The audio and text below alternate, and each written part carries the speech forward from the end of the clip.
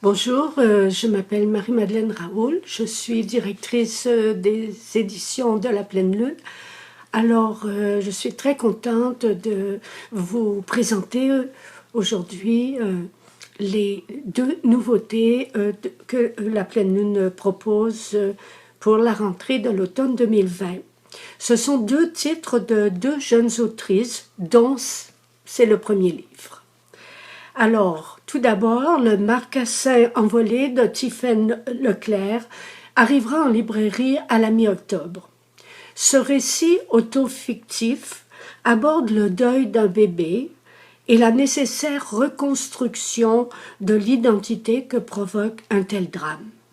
Tiffaine Leclerc retrace la traversée de cette épreuve, marquée par les questionnements et les revers.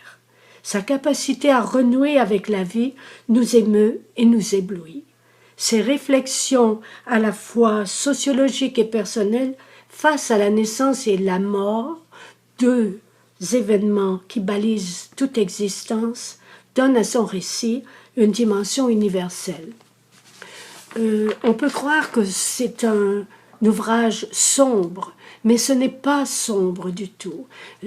Tiffaine Leclerc nous démontre que tout être humain a les ressources pour traverser les pires difficultés et finalement choisir de demeurer du côté des vivants et avec les autres, à les accueillir la vie à nouveau.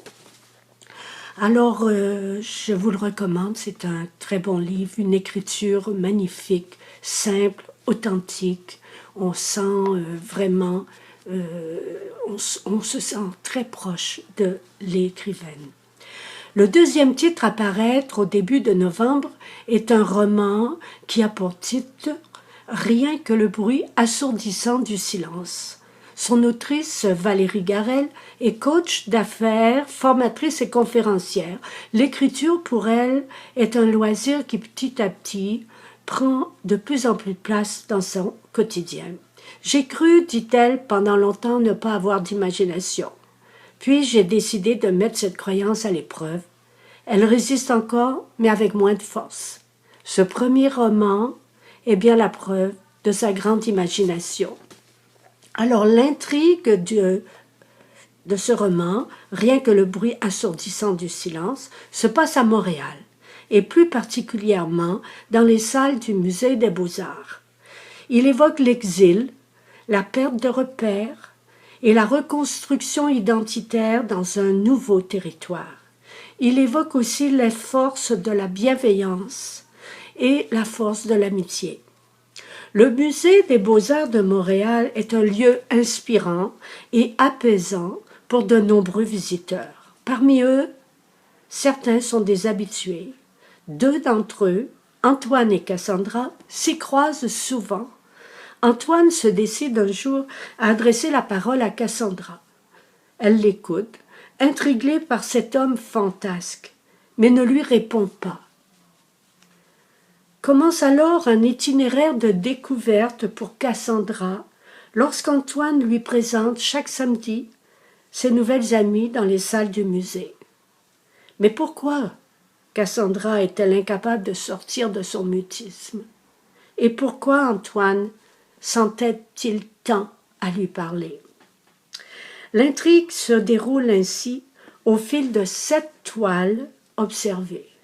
Antoine invente une histoire inspirée par les personnages féminins représentés dans chacune de ces toiles. Ce sont des histoires parallèles qui, étrangement, révèlent petit à petit les drames qu'ont vécu les deux personnages du roman.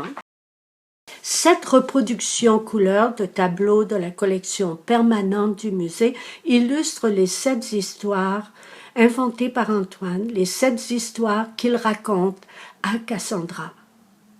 En allant sur notre site, vous pouvez écouter un extrait du premier chapitre de ce roman, lu par Lionel Hérault. Avant de terminer, je vous remercie de votre attention et je veux aussi attirer votre attention sur les 3 titres parus au printemps, qui sont passés sous le radar à cause du confinement et de la fermeture des librairies. Je vous rappelle leurs titres, ils sont toujours là, attendent les lecteurs. Alors, Ama et les pigeons aux ailes de soie, un roman historique, L'espoir de la beauté et Le coup du héron. Je vous souhaite une excellente rentrée et j'espère bientôt avoir le plaisir de vous voir pour vrai. Au revoir.